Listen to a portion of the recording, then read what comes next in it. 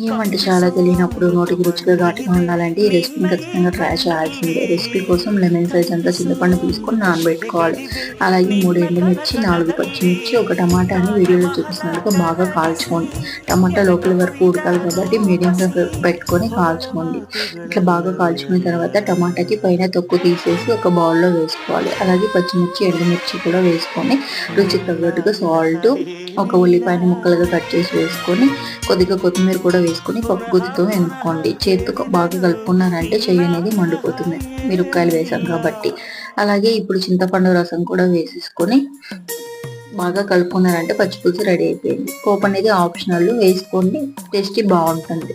కొద్దిగా ఆయిల్, కొద్దిగా సాసులు, కొద్దిగా జీలకర్ర, కొద్దిగా కరివేపాకు కూడా వేసుకొని కాస్త ఫ్రై చేసుకొని పచ్చిపులుసులో కలుపుకున్నారంటే ద టేస్టీ పచ్చిపులుసు రెడీ అయిపోతుంది. ఇది రైస్లోకి, రాగి సంగట్లోకి ద బెస్ట్ కాంబినేషన్.